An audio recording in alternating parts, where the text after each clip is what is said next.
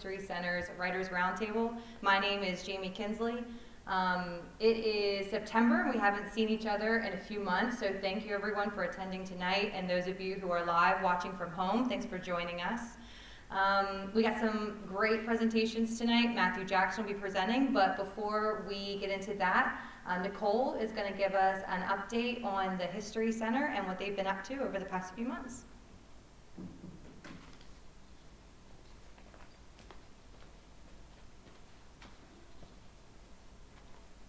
Thank you, Jamie. Great to see everyone here. I'll be brief. Couple new things. You can tell we're in a different setting tonight, so please check the sign-in sheet before you go and add any changes. The library and archives is open for research 5 days a week, 10 to 4. Reservations are required, and you can get those by calling the front desk or on our website. The Journal of York County Heritage has just been hot off the press, and Jim will tell you a little bit more about that. But it just came in the mail yesterday, so we're very excited. Now, all the programs and webinars that the History Center is doing are going to be recorded and live streamed. So you can watch them on Facebook, and you can watch the recording later on our website and YouTube channel. A couple things coming up. We have our second Saturday, which will be an online program with Joy Euphema Council, who ran the York House Hospice during the AIDS crisis in the 80s. Our next Civil War Roundtable will be a webinar. It's September 16th, and that'll be with Dr. Charles Fennell. On September 22nd, we have an open hearth cooking demonstration at the Plow Tavern. And also in the afternoon, an oral history training webinar.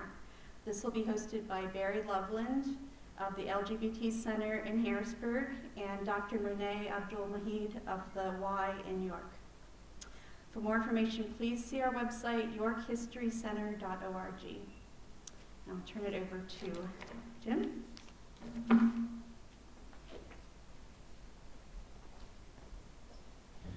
Welcome everybody here tonight, and it's I'm sorry, I should have brought the journal up so I could show it off. Let me get it. Every year for the last 10, the York County History Center's Publications Committee has done a journal. It's a scholarly journal, footnoted and so forth on various topics, and this was actually a continuation of an effort of many years of doing journals, maybe 60 years ago, and so we resumed it about 10 years ago. And this year's theme is appropriately enough on women's suffrage and women in general in York County's history. So it's available here at the York County History Center, and Labor of Love. It's actually a book. So hope you'll enjoy it when you receive it. Really what we do here at the Writers Roundtable is we're here to foster networking among local historians and people that are just interested in York County culture. We exchange information on the research we're doing, and we'll hear that in a few minutes, some folks that are doing that. We learn from each other, and we also learn from the public. The public is invited to these meetings, and they will often contribute interesting viewpoints. And you might hear programs here that we try to get original programs that maybe people haven't heard before, at least in the New York area. And tonight's program is a wonderful opportunity to hear what's going on in Hanover. Hanover and York don't do enough together.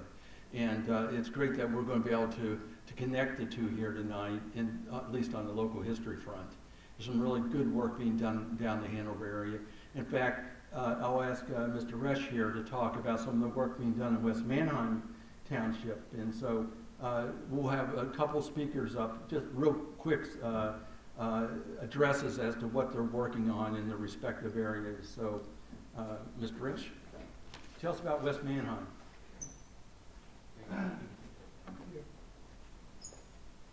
Thank you. The West Manheim Township Heritage Commission has been working on several projects.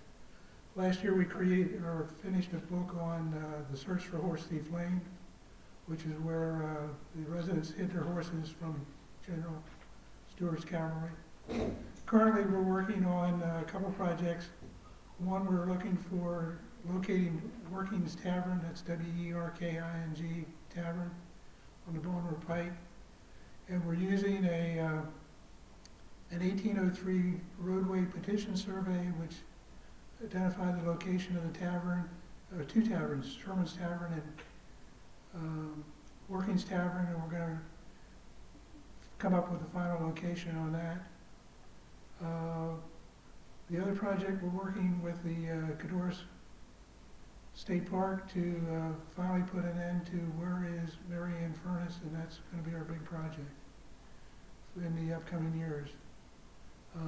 We were scheduled to do some ground penetration and radar this year in March, but that got canceled. The only other project that I'm working on is one for the Hanover Historical Society about the tunnels under the streets of Hanover. It's a steam heat system similar to the one that was down here in York. So we're really busy. Thank you. That was Richard Resch, and he has an engineering background which really dovetails nicely with local history work. So that really appreciate all the work you're doing down there in West Manheim and in your committee down there. Let's see, Lance Grove, I'd like to say a few things about what you're working on.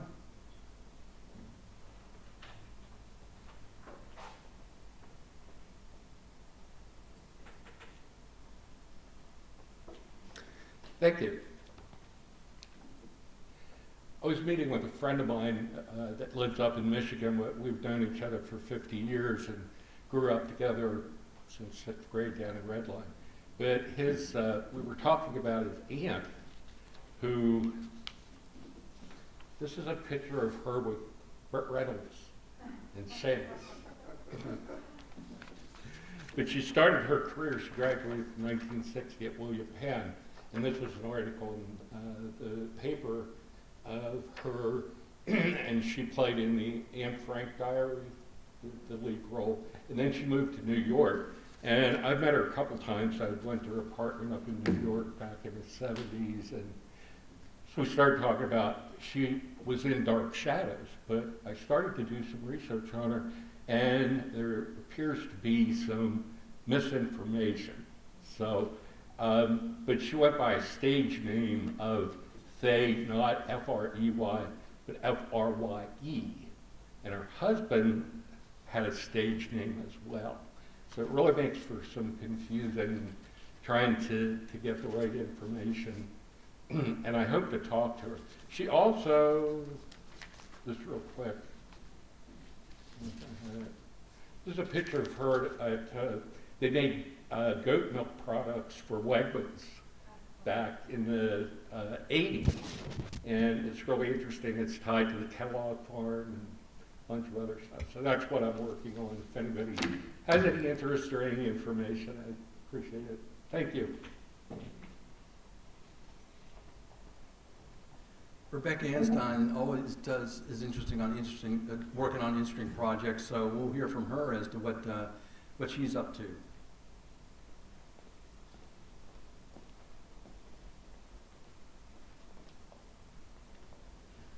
I thought with the COVID-19 and being homebound, it would be a good time to get things organized at home. Unfortunately, I have not made too much progress on that because I keep getting sidetracked.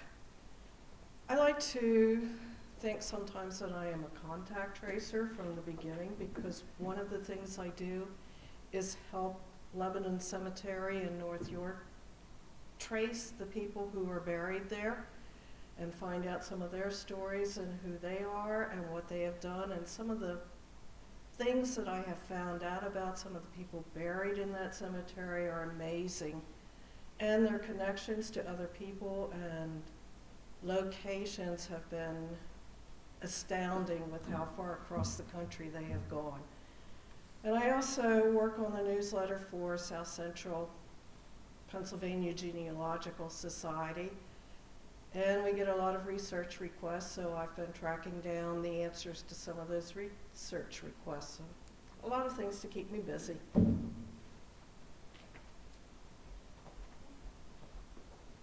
Thank you, Becky. Chris, would like to talk about a couple of your projects. Chris Herdick.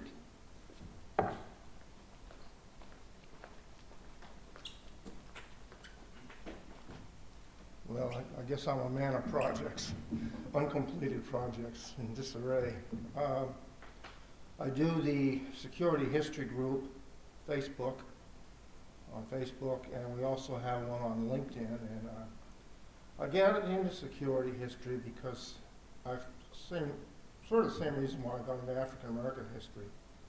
You know, I started reading about the Civil War, and it's like, where were all the black people? Well, they go to Bermuda or something? I mean, it's just bizarre. Totally omitted. And security history is probably where black history was about 50 years ago. It's that bad. It's been suppressed. So I've been doing that and trying to keep busy. Some other projects, but I guess that's about all that relates to history.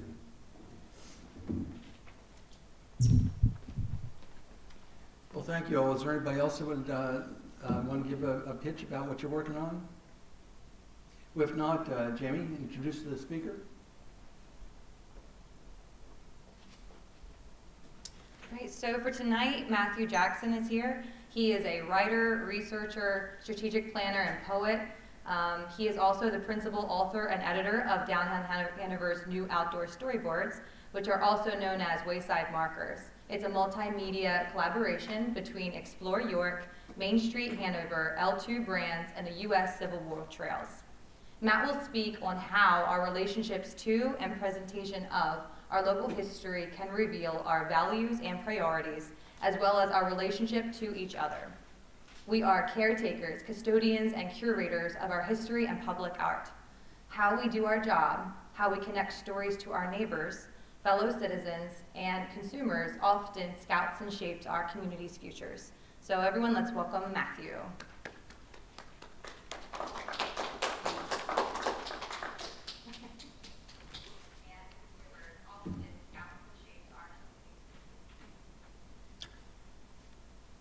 Good evening.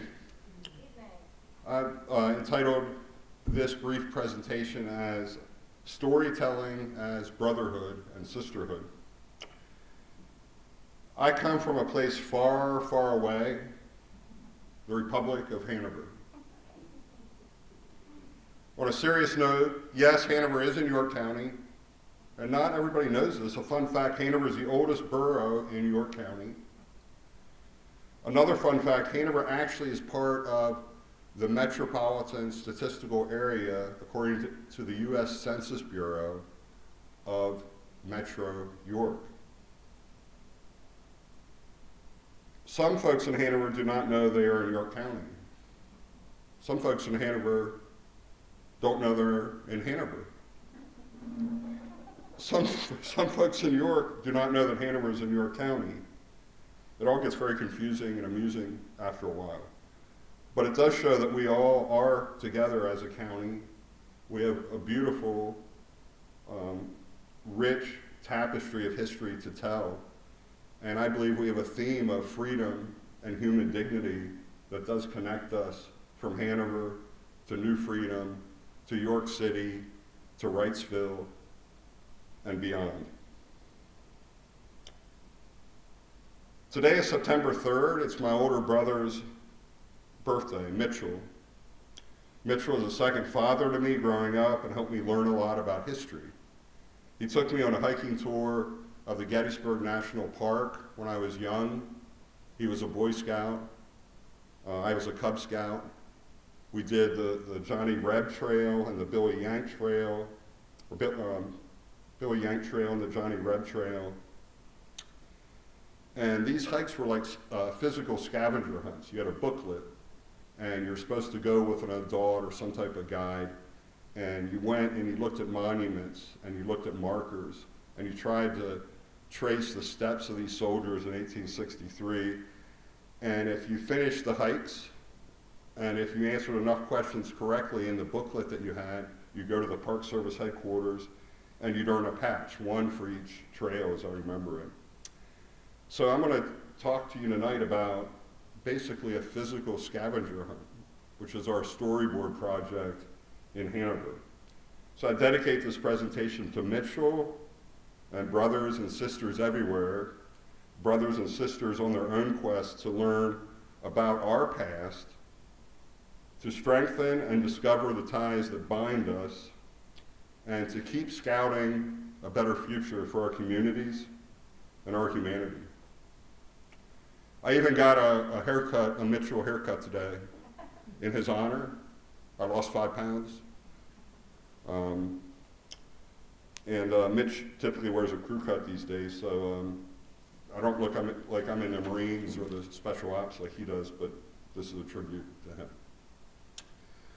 So here's another hairy story. Our storyboard project, which has taken two and a half years from conception to fruition in terms of the initial design phase. We've already installed 4 markers. They're U.S. Civil War trail markers. We are in the process of finalizing designs for 15 additional markers that match the brand, we hope, the font, the style of the U.S. Civil War trails markers. So all our storyboard markers, and we'll go through each one of them, and please interrupt, ask questions. I want this to be a conversation. I want to learn from you, and hopefully I will impart some knowledge to you all as well. All these storyboards, and these are 3 feet wide and 2 feet tall in real life.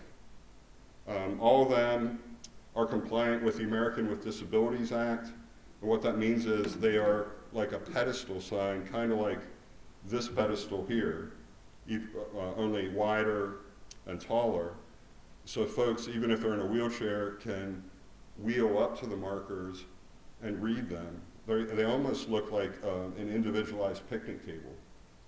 And they're supposed to be colorful, and they are, and they're accessible, easy to read, big font, lots of negative space or white space, but also with colorful photos and lively quotes. And sometimes our sidebars will have definitions of technical terms, particularly when it comes to military terms. All of these are written at a high school reading level, and they also connect, although this one doesn't because it's a U.S. Civil War Trails marker. We will show you our local or homemade markers that connect to these later. But most of these have the Main Street Hanover website address. So the idea is that these stories never stop, do they? They keep unveiling. And we keep learning. So this is a presentation about good storytelling and building brotherhood and sisterhood, enhancing and redeeming our humanity and our neighborhoods and our Hanover, enhancing and redeeming our souls through human interest stories fueled by moral curiosity, moral imagination, and moral courage, enhancing and redeeming our communities through placemaking, through softening, civilizing, humanizing our built environment, which often is harsh, unforgiving, and seems to privilege 18-wheelers, dump trucks, metal shells over human shells, and human legs, and families, and children. Enhancing and redeeming our understandings so that we can heed the old Sioux Indian prayer to not judge our neighbors until we walk a mile in their moccasins. So here are some of my favorite quotes about history and how history is always living with us and in us. Author William Faulkner, "The past is never dead, it's not even past." Author James Baldwin, "History does not refer merely or even principally to the past. On the contrary, the great force of history comes from the fact that we carry it with us and are unconsciously controlled by it in many ways. And history is literally present in all that we do." Author James Joyce, in his masterpiece, Ulysses, "History is the nightmare from which I'm trying to awake." Philosopher George Santayana, "Those who cannot understand history are doomed to repeat it."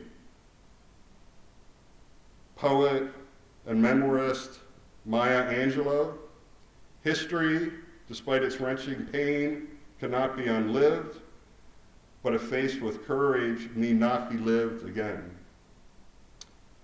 Sojourner's Brethren magazine just this August. Memory is always political. How we remember the past, how we dream in the present, determines the world we see in the future. I put this in for Jim McClure. This is author and poet Wendell Berry. If you don't know where you're from, you'll have a hard time saying where you're going. Historian Matthew Fry Jacobson, history is what we are made of. Author and public intellectual James Baldwin simply said, we are history. The homepage of the International Sites of Conscience, and York, by the way, has an International Site of Conscience. It's the William Goodrich Freedom House on East Philadelphia Street. We're the first one in York and Lancaster County as of July 4th, 2020. The homepage of the International Sites of Conscience reads, history is now. A guy from Hanover once said, history weeps and seeps even while we sleep. And then Joan Mummer had a great quote in the York History Center newsletter that I just read, and I think she's quoting Eric Foner, the tremendous historian Eric Foner, when she asked the question, who owns history? Well, who does own history? And the answer, according to Foner, is we all do, but none of us do at the same time. And I thought that was interesting because that's basically what this marker project's all about. You invest so much energy and time, and you feel a certain amount of moral equity or ownership over the process, but at the end of the day, you relinquish it, you bequeath it to the public, because in the end of the day, it's about all of us. It's not about one person or even a group of people. So with these ideas in mind, we plunge into our 19 storyboards or markers that already have been designed. So please interject or ask questions. This is the first one that we erected. This is at Library Place on Railroad Street at Guthrie Memorial Library. A lot of people don't know this. Abraham Lincoln came through Hanover on his way to deliver his world-famous Gettysburg Address. These are images from that experience. He didn't stay long, but still he was here in our York County, in our Hanover, where he stopped and addressed the crowd. And he gave this cryptic, I don't know if he called a warning, but as Jim has pointed out and others, York County didn't vote for Abraham Lincoln. And I often wonder what he thought of Hanover when he came through here. What did he think about our people? And his message here, his quote is, I trust when the enemy was here, when he stopped in Hanover, I trust when the enemy was here, the citizens of Hanover were loyal to our country and the Stars and Stripes. And then this last line, very cryptic, right? If you are not all true patriots in support of the Union, you should be.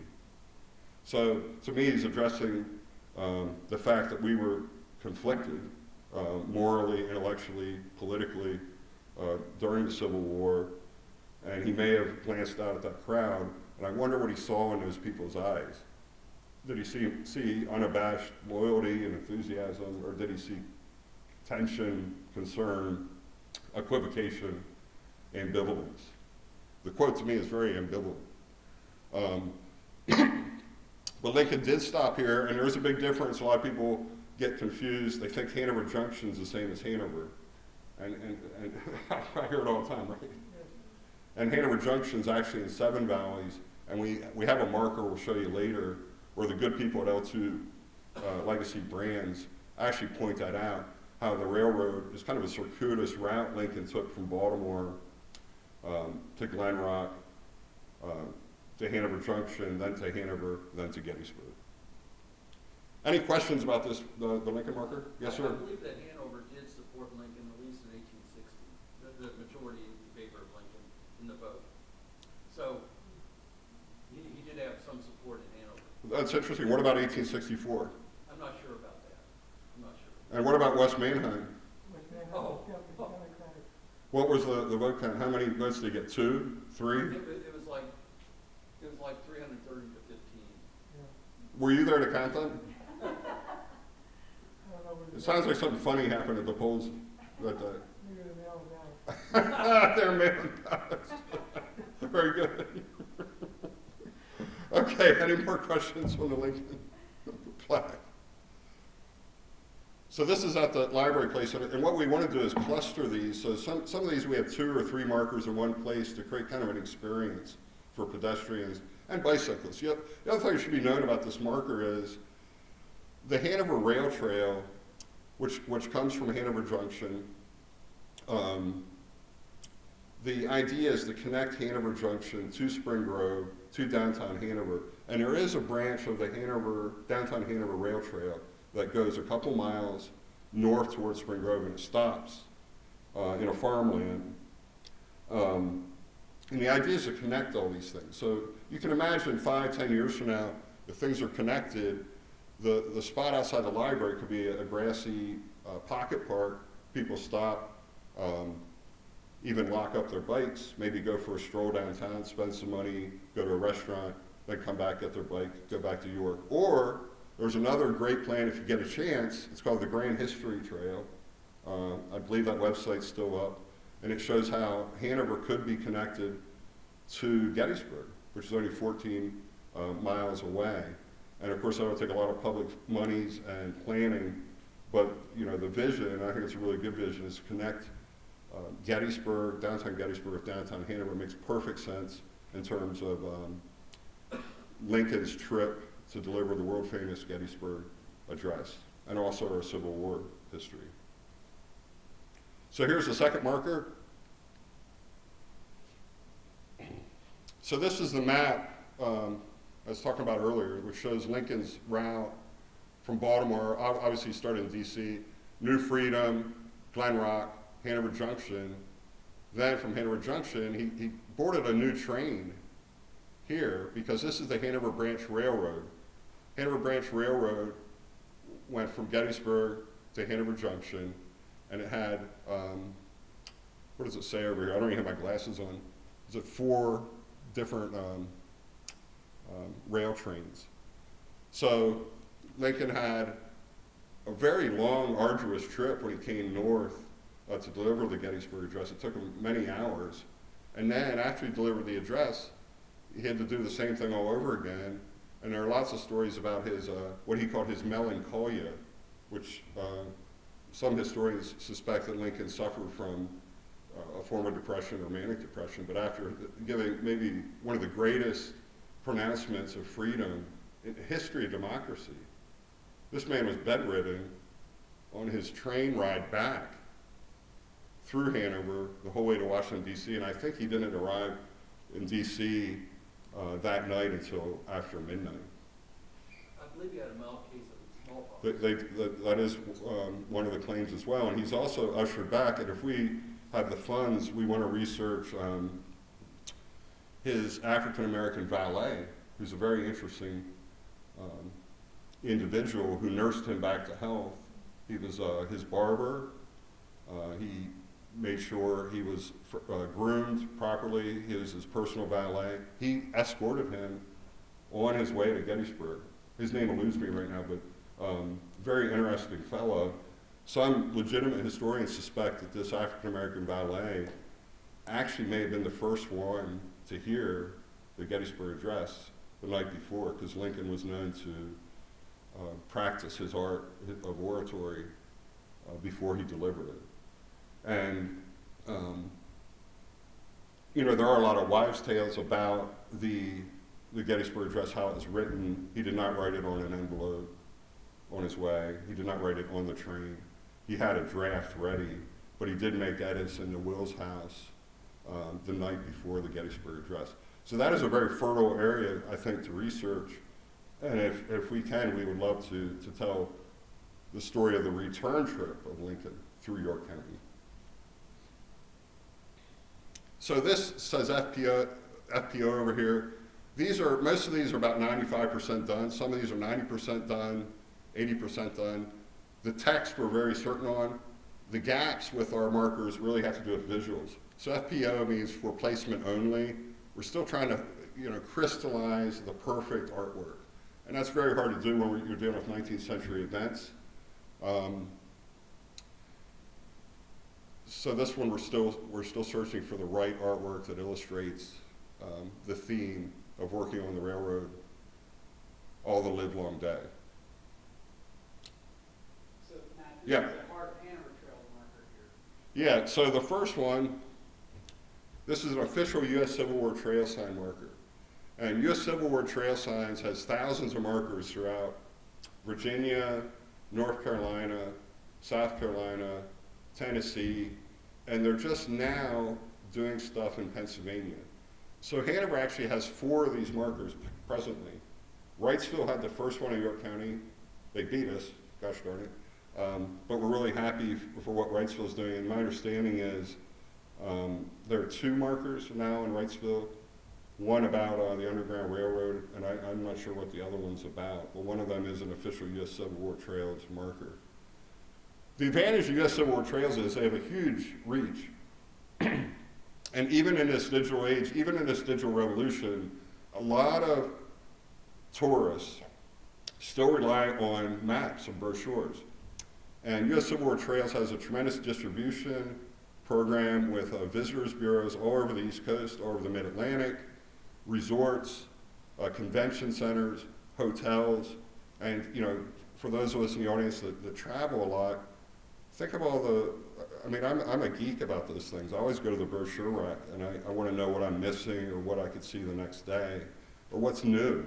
And U.S. Civil War Trails does a great job of mapping all these, excuse me, to connect the dots. So say you want to figure out what is the Gettysburg campaign.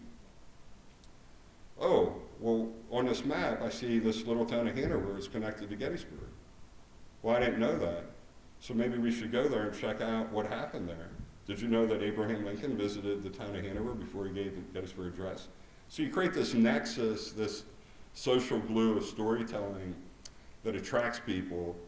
And U.S. Civil War Trails is the means for really massively promoting on a regional Mid-Atlantic scale what our little towns have to offer.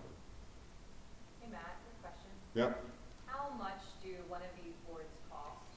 This one, so there's a maintenance fee, there's an initial installation fee, and it's anywhere between $1,600 and $2,500. Per board? Yeah, for U.S. Civil War Trails. Now for the homemade markers, and we're relying on local talent, and Brandon's staff and myself and others have graciously donated their time for free. So the only cost is the fabrication and the installation. And these markers last, the technology is really amazing. The technology is changing every year. And the vibrancy and the visual acuity of these markers is really amazing. These last about 20 years. So the homemade markers cost around $1,000 each. These cost $1,600 to $2,500. Matt, if you get a question or a comment, do you mind repeating it? Oh, sure, Yeah. sure. Any other questions?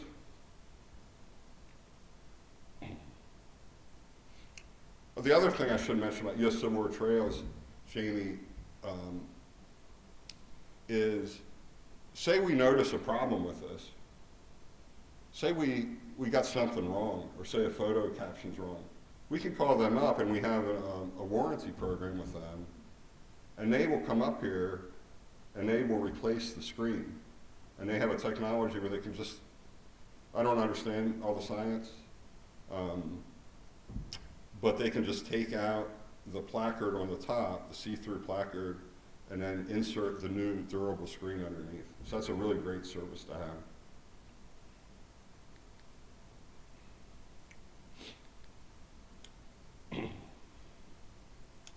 Okay, so this is one of my favorite markers. It took a long time to cobble together this information. It's called a Commons of Locomotives and Commotion.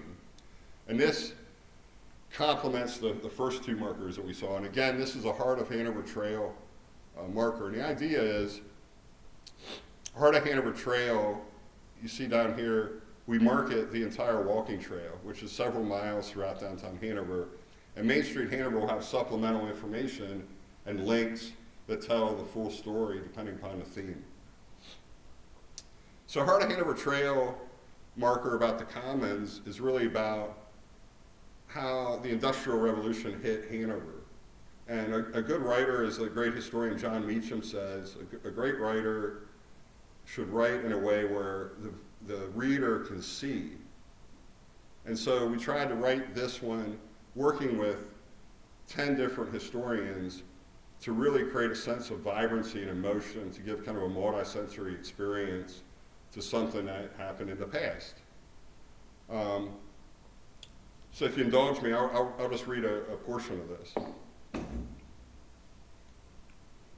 Imagine the beehive of activity before you, of sights, shouts, and smells. Imagine the pounding of steel and iron, the sawing of wood, the shoveling of coal, the screeches of rail wheels on curved tracks, the heaving of steam engines, the wailing of train whistles, the sizzle of water on burning coal, the splash of hemp into vats of cod liver oil, black clouds billowing from smokestacks, the smells of tannin, hot iron and burnt coal commingling in the air, and the clip-clopping and neighing of horses drawing carriages of lumber, coal, fabric, dyes, and spirits.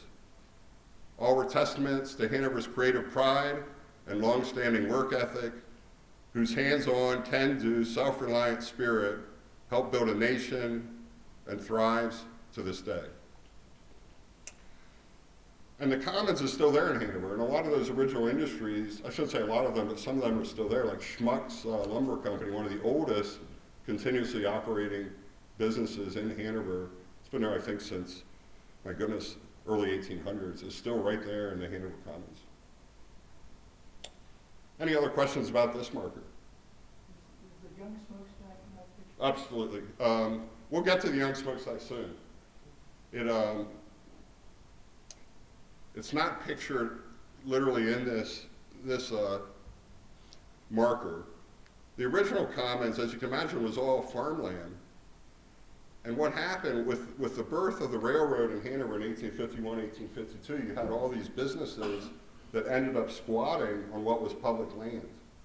And after a while, the town fathers, there were legal disputes, all kinds of property rights disputes, and eventually the town fathers kind of acquiesced and said, well, squatters' rights. These businesses are there, they're making money. Technically, a lot of the legal claims to the land in the Commons, I've been told, are still technically owned by the borough. Right. But the businesses therein have perpetual land leases.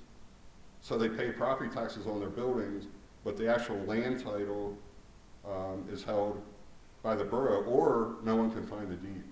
The Schmuck leases from the borough. I'm sorry? Schmuck Lumber Company leases from the borough. Do you know that for a fact? I don't know that for a fact. I do. Because Schmuck's has a lease, a perpetual land lease. So it's not 100 year, is it a 100-year land lease or is it perpetual? They have their own buildings, they occupy the buildings and own the buildings with their own home. Okay. Very interesting, isn't it? What do you think about it? As long as it's bringing revenue into the borough, I Mm-hmm. think it's great. Can you summarize the exchange?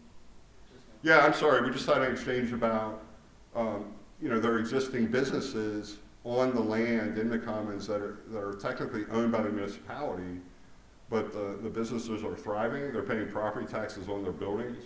They employ people, and it's kind of a gentleman's agreement, is it not? Can you give one landmark so people would know where the Commons were? Well, that's a great question. Modern landmark. That's a great question because, one of the reasons we're sharing with you is we're not sure these are 100% great. And I'm looking at this marker and I'm thinking to myself, my God, maybe we should have a better picture over here. This is a picture of the Commons. There aren't many. And this is from the top of a building that kind of shows the aerial view. And we're talking about several acres in a heavily trafficked, populated area. So the best landmark, so this picture is from or it's actually right in the 1850s era, okay? So what we look at as the commons today is heavily industrial, based on the Industrial Revolution history.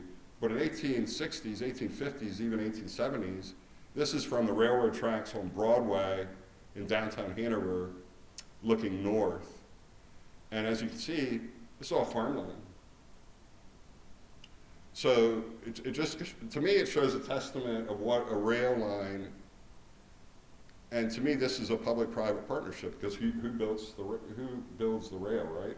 They're owned by private companies, but there's a lot of government assistance, right? So without the rail being built, do you really have an industrial revolution in downtown Hanover? I don't know. It's a very interesting thing to think about. Because even in the 1850s, 1860s, these industries are just now starting to squat in the commons. And as you can see, the smokestacks aren't up yet, are they? A lot of that happens even into the early 20th century. So it takes 50, 60, 70, 80 years for the railroad to really build that industrial park. We call it an industrial park, Hanover's first industrial park. Any other questions? This, by the way, is a famous whiskey, or brandy, which we didn't know anything about. Have you ever heard of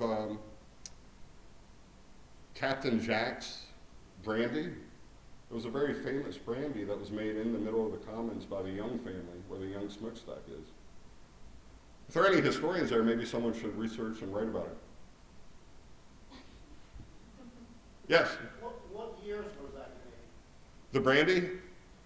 I'm thinking, I don't know off the top of my head, but I think the more I read about the commons, the more I'm perplexed by it, because it thrived during the Great Depression. So some of these companies propped up, and I think the brandy company did too, in the 1930s, which is very interesting, because Hanover really wasn't deeply affected by the Great Depression. In fact, it thrived. It's kind of an irony. And this brandy, I've been told, is still made in Philadelphia, that someone actually bought the license like 30 years ago. So I really don't know enough about this company. Do you know who Captain Jack was, who was named after? I don't. But these are great questions that we need to do some more research. Might have been the Monarch chief, Captain Jack, that's what I'm thinking. The what? The Monarch Indian chief, There you go. that's what I'm thinking. That's a great idea. I mean, it looks like swashbuckling swords here, but this is before Jack Sparrow's in the Pirates of the Caribbean, so I don't think it was that Captain Jack, was it? Okay, moving it right along. So this is our fourth marker, and this is the second U.S. Civil War Trails marker. This is right on the square. And you know, it's interesting, because U.S. Civil War Trails, they have their own historians, so you have to vet your stuff through them, and it can be pretty tough. So I was pretty adamant, based on the historians that I talked to, that Hanover was the first battle on free soil. And some of the historians from the U.S. Civil War Trails, they're from Williamsburg, Virginia, and you know how those pesky Southerners can be. They said, well, we're going to have to research that. We don't know. But I checked with John Krebs, who's a licensed battlefield guide in Gettysburg. He's written the authoritative book on the Battle of Hanover. If you get a chance, I recommend it. You buy it. It's called A Swift and Sudden Onslaught. Published, I think, 2008, around there. And John did confirm that this is the first battle on free soil, the Battle of Hanover. And the Union won, as we'll get into later. So General Alfred Pleasonton actually said after the battle, and this is a direct quote, that Hanover saved the fate of the nation. Actually, that's another marker we'll get to soon. But these markers complement each other. They show Stuart's march north through Union Mills, through Maryland with his wagon train, and how he was slowed down by his hubristic desire to capture more wagons and supplies, and how he was never able to get to Gettysburg in time to help General Lee during the Battle of Gettysburg. He arrived there very late on the second day of the battle, and Hanover had a big impact on why he was delayed. And we can argue, we can speculate, we can have the discussion that Hanover had a significant impact on the most pivotal battle of the Civil War, the Battle of Gettysburg.